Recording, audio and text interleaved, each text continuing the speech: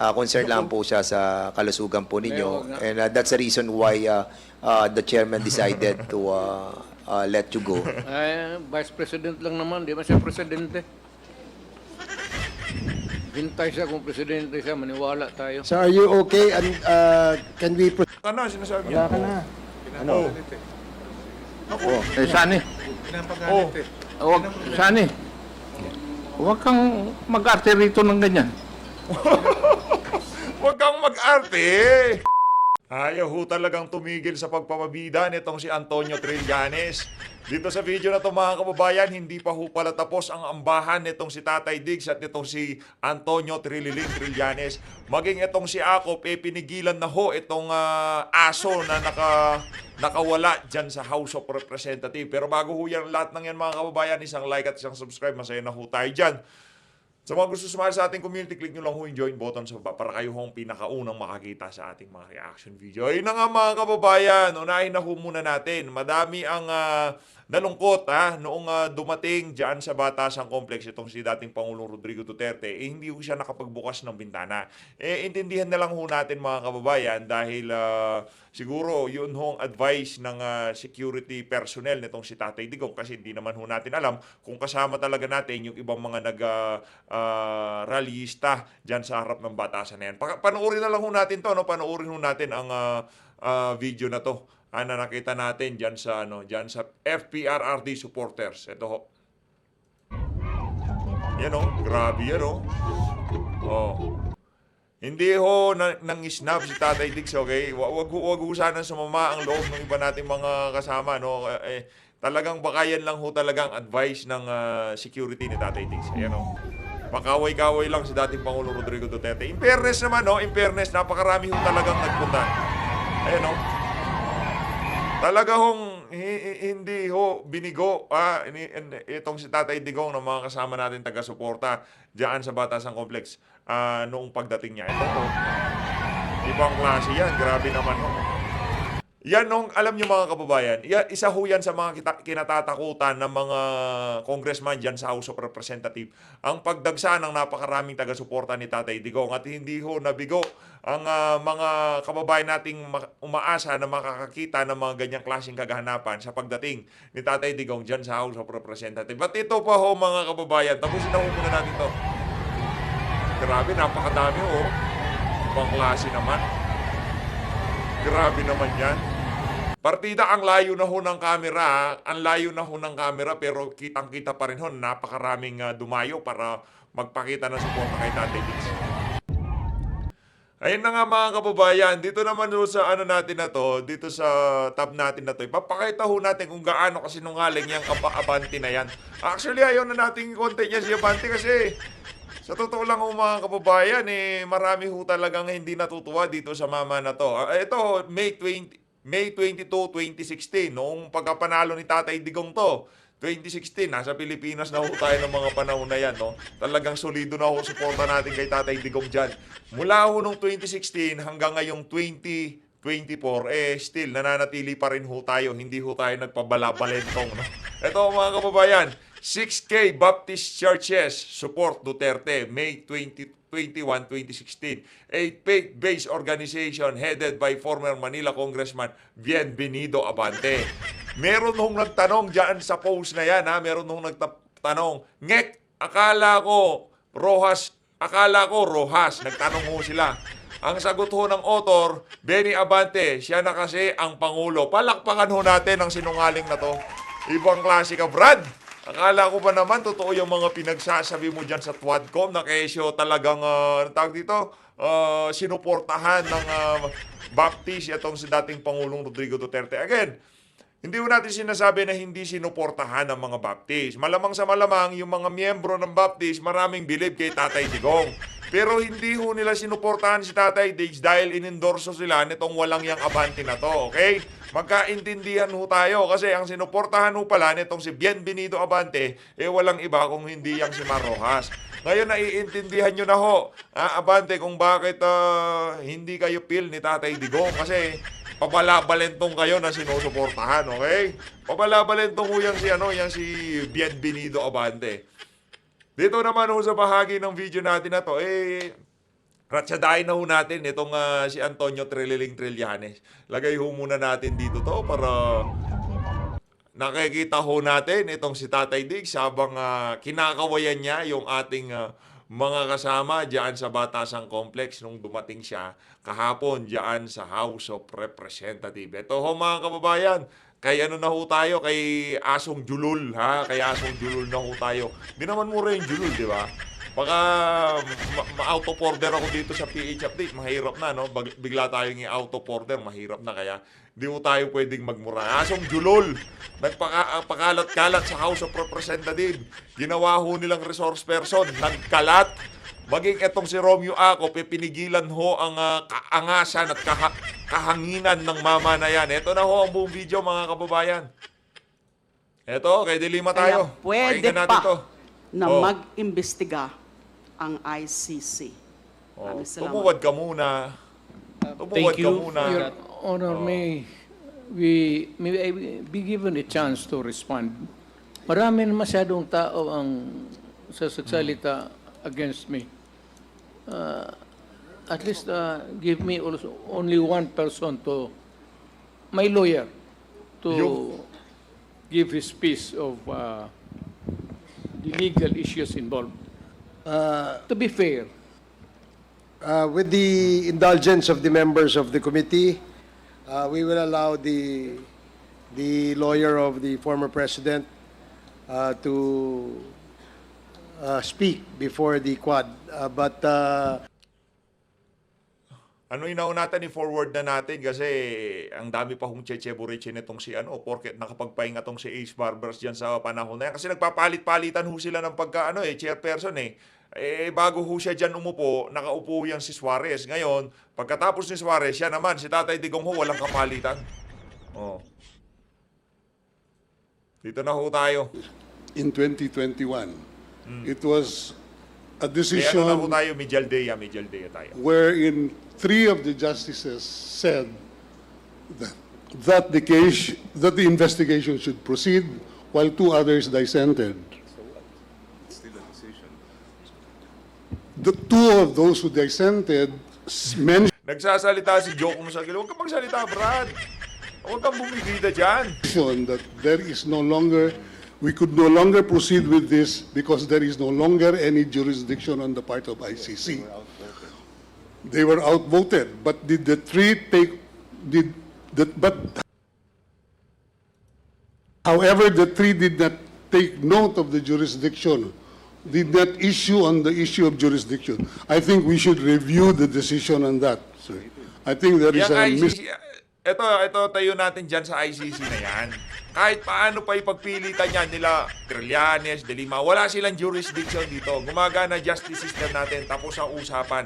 No, pinipilit pa ho kasi, pinagpipilitan pa yung ICC na yan, nitong mga individual na to, na kesyo, meron pa rin, makakaya pa rin litisin dyan sa ICC itong si Tatay Digong. Kaso wala naman silang jurisdiction dito di ba? representation.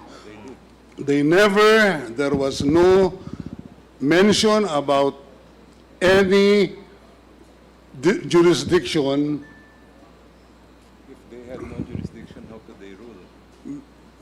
They had no jurisdiction, Mr. Chairman. How could they rule then? Mr. Chair? okay, we don't want this to become a debate among the resource persons. There was a question raised by Congressman. Sir, can I just be, hindi ko lang maano because unang-una ho, nagkaroon ng desisyon ang ICC 3 and 2, okay? 2 dissented, saying that we no longer have any jurisdiction over this case. The 3 others rendered the decision saying that the investigation should proceed, but never touch on the issue of jurisdiction. So up to this point in time, Mr. Chairman, we submit that there is still no jurisdiction which has been ruled upon by the ICC. That's why up to now, they cannot even move here. Okay, thank Mr. you. Chairman, Thank you, Attorney Mejaldea. Does that satisfy Congressman Bungalon? Yes, I would like to thank our resource persons for giving us the explanation on the issue of jurisdiction. At anyway, Mr. Chair, to end the discussion on the jurisdiction, Asan na mo, Brad? Asan si Saldico? Gusto ko makita si Saldico. Ba't nandyan ka? probably we can just ask one explanation from the lawyers and one explanation from the counsel of former President Duterte, and then I'll shift to another issue, Mr. Chair, just to settle everything about jurisdiction. Anyway, what is clear right now is that there is an ongoing investigation with the ICC, and we cannot settle that issue here in the Quadcom hearing, Mr. Mr. Chairman, That is correct. Mr. Chair. Attorney Mejaldea has already stated that the decision was, there was no jurisdiction, if I understood it correctly. And what you're saying, Congressman Bongalon, is that you will ask another lawyer to dispute the fact that the statement made by Attorney Mejaldea is not true. Is that what you mean? Because when the former executive secretary was explaining, I guess Attorney Nery Colmenares would like to answer in response to the statement made. And after giving Attorney Colmenares a chance to explain, then we will also give another chance. And that would be the end, Mr. Chair, on the issue of jurisdiction. Okay, if that is the agreement of the members of the committee, then the chair will allow our resource persons to reply to the questions raised by Congressman Bongalon. Mr. Chairman. Yes, Mr.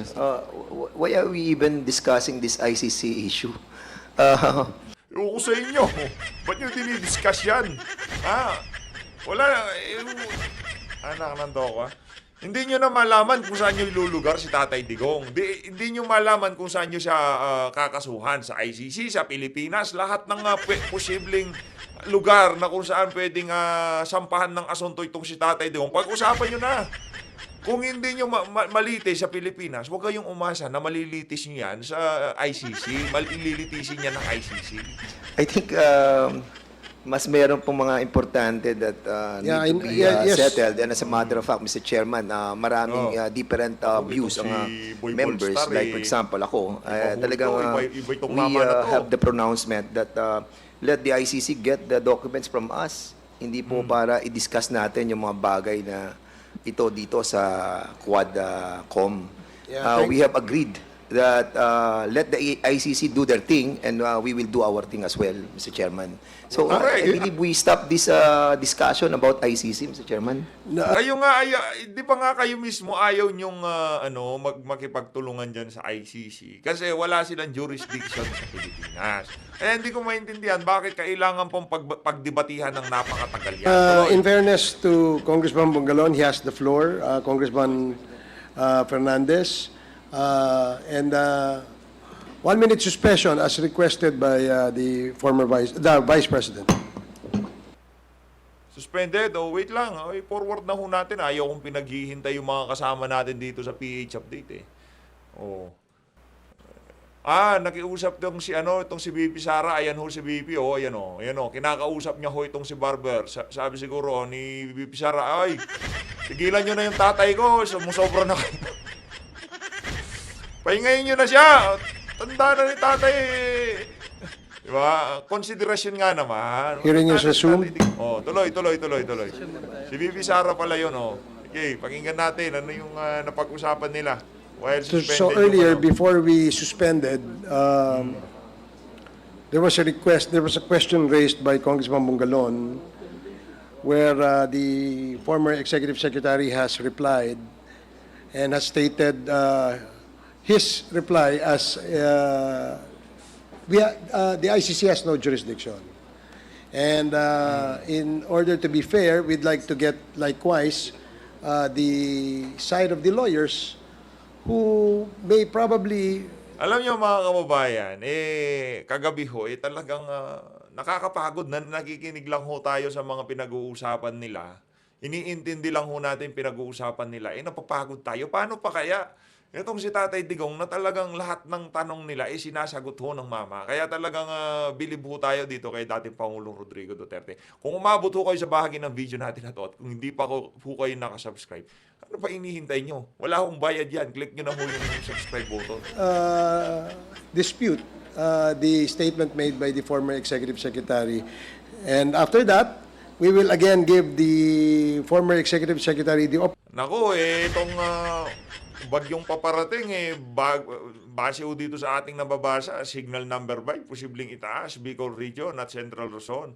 Sakaling tumama at lumakas ang bagyong tatawaging Pipito. Naku, dahil tayo dyan. opportunity Bagyo na naman, wala na naman pasok yung mga chikitings. to again reply. To be fair, yan po ang ating ano. So at this point, you may ask the question, Congressman Bongalon, to whoever you want among the resource persons to reply. We just want to hear the comment of Attorney Colmenares and then Thank you. Thank you, followed by Mr. the Chair. Executive Short lang actually to. Una muna, Mr. Chair. It's not true that there is any section in the Rome Statute that says Papasukin mo, ikaw, that the prosecutor has to investigate within 1 year. There is no such rule, Mr. Chair, and probably the Honorable Executive Secretary is mistaken in the reading of the Rome Statute. Second, Mr. Chair, the decision of the pretrial chamber is that the investigation should continue. At klaro naman, Mr. Chair, na ang desisyon doon ay hindi nagsabi na hindi kami tutuloy, walang jurisdiction. The Executive Secretary is citing the dissenting opinion, but we all know that the ruling of the majority is the case. So even if may nag-dissent doon, the fact is, the ICC has decided. So basically, the investigation continues, may jurisdiction ng ICC, tuloy and nyo, if papasukin nyo. the former president gusto niyang i-challenge yun, then he can always go to the ICC and file a motion. But as long as the decision stays, and the investigation is continuing, and we are hoping that it will end before the end of this year, and sana may warrant of arrest, and then President Duterte will probably be the first Asian to be Okay. tried in the ICC. Salamat po. Thank you, Attorney Colmenares. Before that, Mr. President, if you would like to rest. I'm sorry, I was talking to my daughter. Yes, Mr. President, if you'd like to rest, we can excuse you. No, no, sir. I am willing to sit here and testify until probably 2 o'clock in the morning. Grabe naman. Hindi ako nagbibiro. Kung Sir- gusto ninyo, gabain ninyo ang alas 6. 1 minute suspension. Pagod na sila, Tatay Digong. Pagod na sila. Ayaw na nila. Palakpakan natin to si Tatay Diggs. Kasi galing talaga ni Tatay Diggs. Pagod na sila eh. Oh. Sila na sumuko. Kayo daw magpahinga, wag si Tatay Diggs. Pambira, oh. Galing. Nakakatuwa lang ho, no? Kasi hindi na ho natin makikita yung mga ganyang klaseng galawan, ika nga, di ba? Kaya sulitin na ho natin, i-enjoy na natin ng sabay-sabay etong si dating Pangulong Rodrigo Duterte. Alam ko naman, minsan wala naman kayong pakialam sa mga sinasabi niya eh. Ang gusto nyo lang marinig yung kanyang mga, mga delivery kung paano nyo banatan itong mga ano na to, yung mga salot sa ating bayan, di ba? Minsan kasi, yung tipong ano lang siya, white noise lang. Yung nagpe-play lang yung boses niya, naririnig lang natin. Sumasaya tayo, di ba? Aminin nyo, ganun din kayo kay Tatay Digong. Yung tipong kahit na minsan, basta nagsasalita lang siya dyan sa gilid, okay na. Ginawang radyo si Tatay Digong. Pagod na. Yung mga yan, ano yan, pagka kunyari, magbe-break, punta sila doon sa, doon sa isang hall dyan sa Batasang Complex, kakain sila doon, birthday ni Tamba. Pagka medyo busog na sila, balik ko sila dyan sa, dyan sa Tuadcom. Ganyan, kaya tingnan yung palitan. Yung si Balbasarado, tingnan yun, laki ng dyan, busog na talaga. Ibang klase talaga itong mga congressman na to. Pinorward ko na ho mga kababayan para para makita nyo yung buong kaganapan. Ibang klase o. I come from Eto, teka lang, no. Yung mga ano ho muna, yung mga nakalimutan ho natin na sinoutout, yung mga kababayan nating napakatindi talaga sa pagsuporta sa PH Update. Eto, shoutout ho muna natin yung mga kasama natin dito sa PH Update na walang humpay sa pagpapakulay diyan sa comment section, no. Shoutout, mega love shoutout ho muna tayo mga kababayan. Mega love shoutout ho muna tayo. I-ready ko lang ho yung tab. Kasi gusto ko shoutout ko talaga yung pangalan eh. Ito ho.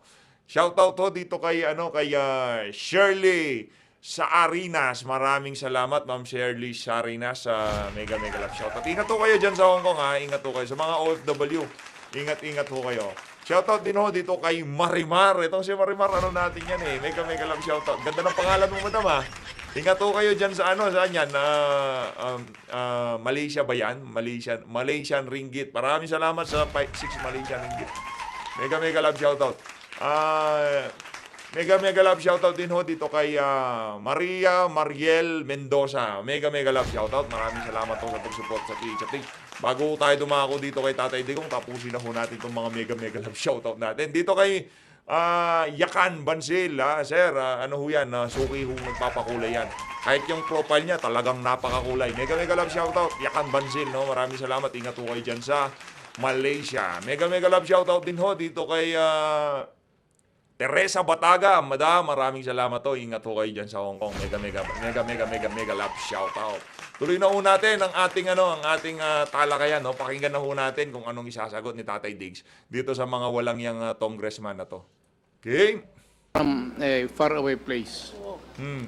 It's expensive to travel. Correct. Let us have a continuous hearing, VP Sara, maybe 5-10 days. And it's hearing hanggang Oh.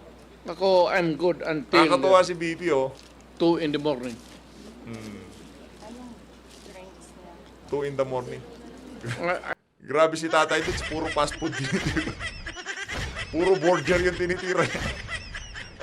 Ang lakas ng makinarya ni Tatay Digong. Tayo hindi ho natin kaya yun. Parang nanghihina tayo. Si Tatay Digong, Coke Zero lang at saka burger, okay na siya. I demand that kind of, kasi probinsyano Oy, po. palakpakan ho muna natin itong assistant ni Tatay Digong. Napakahusay ho ng ali na yan. Palakpakan natin. Nakita ho natin yung mga larawan ng ali na yan. No? Isa ho yan sa mga talagang alalay o kasama ni Tatay Digong. Ako, hindi naman ako mayaman. Every time that I am summoned there, it's a expense. Hotel, pati aeroplano. Ngayon kung magsige tayo dito pa, ganon, mamuluwi ako. I am living on my retirement pay. Wala akong negosyo. Tanungin mo kahit sino sa Davao. Wala akong outside source except my retirement pay. Ngayon, kung ganito tayo palagi, mamamlubi talaga ako. So, mabuti pa, diretso tayo until kingdom come, until this committee will come to a logical and right decision. Yo, galing talaga. Hindi pwede yung magpatawag ng kayo ng ano-ano tapos anong oras. Expensive yan eh. Lalo Correct, na sa, tama naman. mabuti kung mayaman kami. And we have to spend for the hotel. Well, anong Hearing is resumed. Mr. President, inaalala lang po namin ang inyong health. Dahil ito naman po, Sa dami ng stress na binigay nyo kay Tatay Diggs, papaandaran nyo kami na inaalala nyo ang health niya. ay hindi pa ho Kayo, itong una't huling hearing na gagawin natin. And we wanted to make sure na ano ho kayo ay kayo Ano po ho ay ano na ho to Kung di nyo pa napapansin, gamitan na ho to. ginagamit na ho nila itong si dating Pangulong Rodrigo Duterte. Kasi mga yung karamihan sa mga yan, mga i-re-electionist ho sila. Ngayon, ginagamit ho nila yung pagkakataon dyan sa TWADCOM na yan na makapagpasikat, makapagpabibo, makapagpabida para sa kanilang mga kandidatura. Yun ho yun, yung makita sila sa TV, makita sila sa social media, kahit mga walang utak, yung mga ibang nandyan sa TWADCOM, okay lang kasi makakapag-publicity stunt sila. Ganun lang yun. Healthy. It Pero wala would naman be ng great kwenta yan. to for the people to know that I died in your Mr. President, in deference also with the request of the Vice President, concerned lang po siya sa kalusugan po ninyo. And that's the reason why the chairman decided to let you go. Vice President lang naman, di ba siya presidente? Hintay siya kung presidente siya, maniwala tayo. So are you okay? And can we Ayaw talaga. Sila na ho sumuko, mga kababayan. Yung mga crook na ho ang sumuko dito kay Tatay Diggs. Same scenario, pinapauwi na rin ho siya dyan sa house. Ayaw pa rin niya, doon tayo uwi. Usap tayo dito. proceed, Mr. President? Until kingdom come. Okay, thank you, Mr. President. Okay. Now, before the parliamentary Tingnan natin status is kung gaano that kayo before we matibay. went on break, Congressman Jill Bungalon has asked a question to the lawyers who are present and our resource persons as well. Now, you can continue, Congressman Bungalon? Thank you, Mr. Chair. I'm already, let's end with the discussion of the jurisdiction. I just would like to ask some questions to one of the resource persons. Kung umabot ho kayo sa bahagi ng video natin na to at hindi pa rin ho kayo nakasubscribe, i-click nyo na ho yung subscribe button dyan sa Gedli. Former Senator Antonio Trillanes. Naku, yan Regarding na, po yan ito na. dun Yan, sa nabanggit pinakaabangan ni na lahat. Congressman Bong Tebes kanina, Trililing. na may na-file daw ho kayong kaso laban kay former President Rodrigo Roa Duterte, including his son, Congressman Pulong Duterte, and his son-in-law, Mans Carpio, and other respondents. Mr. Chair, gusto ko lang po malaman kung ano yung kaso na i-file po ni former Senator Trillanes. Mr. Chairman, ang na-file ko na case laban kay Duterte ay tatlong plunder cases. Yung una, tungkol doon sa mga ghost employees at mga confidential funds niya sa Davao. Tapos pangalawa, yung frigate scam na 16 billion na kung saan ang Mag-makeup ka muna, Brad. Mag-makeup ka muna. binigay nila ng mga equipment ay yung mga segunda klase, whereas doon sa kontrata mga primera klase yung nakalagay. Tapos pangatlo, yung 6.6 billion pesos na infrastructure projects na binigay ni Duterte at ni Bongo doon sa tatay at kapatid ni Bongo, starting nung mayor siya until nagpresidente siya.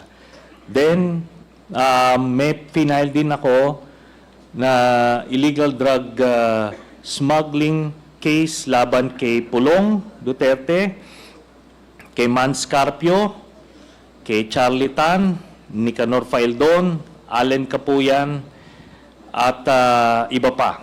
Ito yung tungkol sa 6.4 billion peso shabu na hinayaan lang nung presidenteng galit daw sa illegal na droga, pero ang mga kinusuhan lang yung mga maliliit na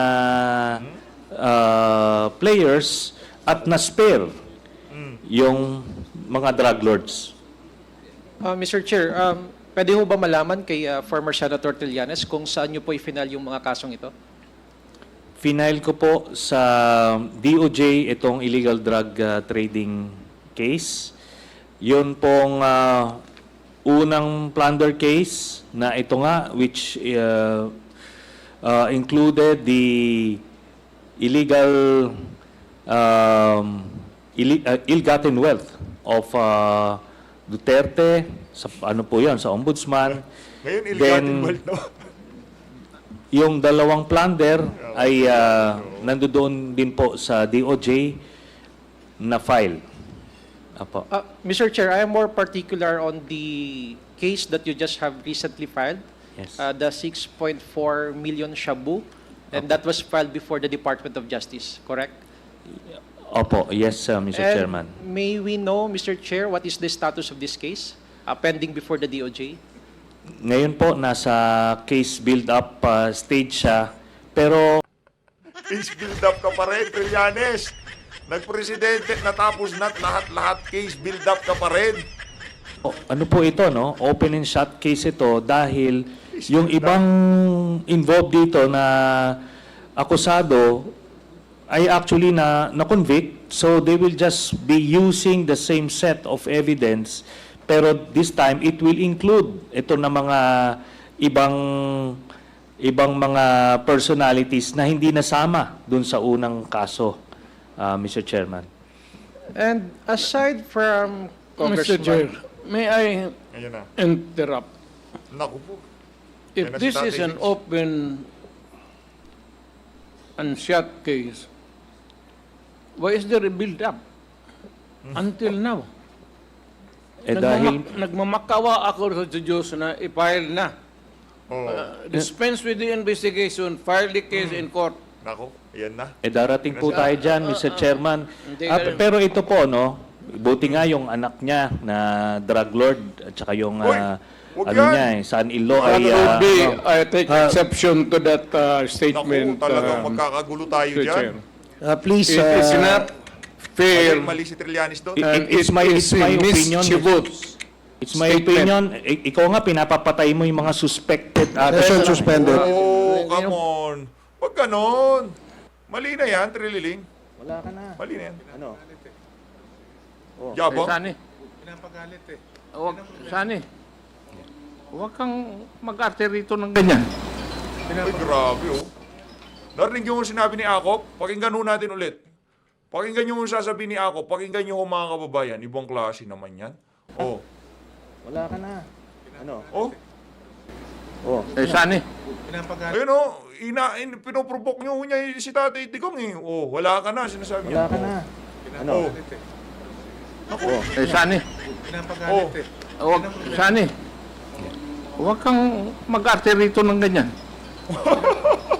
Huwag kang mag-arte. Yan ang sinasabi natin, puro kakadramahan, Trililing eh. Oh. Huwag kang mag-arte ng ganyan sa... kahit pa paano naman pala, etong si Akop medyo reasonable pa kahit pa paano, pero wala, pare-pareso sila dyan. You do not Huwag kang mag-arte. Oh. Pinuprovok mo eh. Ang angas si Trililing, no? Siguro inutusan siya ni Tamba. Ang sabi siguro ni Tamba, oh, papayag ka ba noon, ha? Ginanon-ganon ka ni Digong. Muntik ka na niyang mahampas ng mic, papayag ka ba noon? Di ba? Kaya ngayon, biglang umangas itong si Trililing. Oh, ano? Ha? Oh, wala ka na, laos ka na. Anong laos? Habang merong taong naniniwala dyan sa mamanayan, habang merong tumatakbo, merong nakikipagbalyahan para makamayan niyang mamanayan, huwag mong sabihing laos yan si Tatay Digong. Walang PH update, walang third floor studio, walang Brothers Traveler, walang reaction, walang banateros. Wala kayo nun. Si Tatay Digong lang ang meron nun. Tuloy. Please avoid calling names. Wala rin kayong Buster. Wala kayong Brothers Traveler. Wala kayong, sino pa, Master Jude. Wala kayong ganun. Wala kayong Boss Dada. Si Tatay Digong, lahat ng nabanggit natin na yun, makikipagbalyahan para kay Tatay Diggs. Tayo dito sa PH. Makikipagbalyahan tayo dyan. No? Pero yung kayo dyan sa Twadcom, wala kayong ganun. We can conduct this hearing professionally and calmly. So avoid calling names para hindi po Pagod na tayo pagod na rin magkaroon ho ng sila sakitan. Oh. Hearing is resumed. Congressman Bongalon. Mr. Chair, may I continue with my interpellations? Mr. Chair, with regard to this case filed and pending before the Department of Justice, I just would like to ask the complainant, former Senator Trillanes, I think it is safe to assume that before you filed the case, you conducted your research. Would that be correct? Yes, Mr. Chairman, doon pa lang sa Senado, nag-imbestiga na po kami at lahat po ng nakalap namin na impormasyon doon, plus yung mga ginamit ng prosecution sa paglilitis ng kaso, yun po ang included. At maliwanag po yun, no? Yun namang pagka-label ko po ng drug lord. That is my assessment po, Mr. Chairman. With all due respect dun sa mga members ng committee, there is no other skirting around the fact. Grabe nakakapagsalita ng ganyan na parang congressman niya si Trilling dyan sa Quadcom. Ganyan. Daig pa ho niya yung... Hindi na siya resource person dito, Brad. Hindi na resource person yung pagsasalita mo, para ka ng congressman. Kasi po, nung sila, maliwanag po dun sa testigo, yung testimonya ng testigo, kinokontrol ang gatekeepers at that time ng mga kontrabando ay si Man Scarpio at si Pulong Duterte. At nakalagay po yon on record sa Senate investigations at doon sa court hearings. Then, ito nga po, no? Hindi sila sinama nung final sa kaso by some miracle, ang in-include lang yung mga minor players. Ngayon, yun nga po yung sinasabi ko simulat sa pool, kasi po kung talagang seryoso tayo dun sa paglilinis ng ating bayan ng illegal drugs, dapat hahanapin mo yung mastermind. Sino yung pinakang drug lord na nag-import nito? At yun nga po ang natumbok namin, si Pulong Duterte. In fact, nung Senate hearing, sinabi ko nga na miyembro ng triad si Pulong at yung proof nun ay yung dragon tattoo sa likod niya, which is the mark of a triad member, and I challenged him. Ayan ka na naman dyan sa... Ayan ka na naman dyan sa tattoo na yan eh. Ito talaga si Trilling, Hindi ko oh. kung pwede siyang ipakita ron. At kahit na dun lang siya sa isang secluded room at makuha ng Sergeant at Arms, edi either mapoprove or disapprove. Kung prove or disprove. At doon nga po, tinanggihan niya. No? It was an opportunity to show the whole country na hindi lang inosente siya, na kundi mali yung aking mga impormasyon. So natumbok na namin yun noon, pero nung final yung kaso, tinanggal po yung anak, si Pulong. Opo. To continue, Mr. Chair. You have last 2 minutes, Congressman Bungalon. Yes, thank you, Mr. Chair. I'll just wrap up my questions. To continue, you conducted that Senate investigation in 2017. And what was the outcome of that investigation? Yun nga po, no? Dahil na whitewash po nung mga panahon na yon, kasi yung chairman ng committee noon ay kaalyado nito ni Duterte, kaya wala pong nahantungan. Tapos nung final po sa DOJ yon, yung kaso na yon, dahil nakatingin na po yung buong Pilipinas eh. At nakuha talaga yung 6.4 billion shabu, so kailangan po may mananagot. Pero ang mga nanagot ay yung mga nasa ibaba lang. Ni nga pangalan lang nung drug lord na nasa likod ng importation na yon, ni hindi po minimension nung mga PIDEA or nito ni Duterte para lang pakita, no, kung sino yung nasa likod nun. Kaso he was not interested precisely because kagrupo niya. Grabe, gamit na gamit mo nitong si Tambaluslos, itong si Trilling, eh, no? Isa na doon yung anak niya. Yun po yun. Mr. Chair, a while ago you mentioned the name of Michael Yang. Hindi mo man lang tatanungin, Bungalon, yung mga sinasabi niya kung gaano katotoo? Hindi mo man na ihingan ng mga ebidensya yan si Trillanes? Ano lang talaga, yung mga salita lang na magmumula sa bibig niya, sapat na para sa inyo? Is he a respondent to this case? Doon po yan sa Jimmy Guban case. Dalawa po kasi, no? Yung 11 billion na yung shabu shipment na yon. Ang sabi ni Jimmy Guban, base doon sa testimonya niya dito, doon po involved si Michael Yang, Pulong again, and Manscarpio. Pero doon po, dito sa 6.4 billion peso shabu, ang lumabas po si Charlie Tan, ang drug lord associate na kasama nila. And lahat po to lumabas po dun sa testimonya ni Arturo Las Cañas. These are the names: Michael Yang, Sammy Uy, at Charlie Tan. Sila po yung mga kakagrupo ng drug lords na kapartner at pinoproteksyonan ni Duterte. For my last question, Mr. Chair, you also mentioned a while ago the word triad.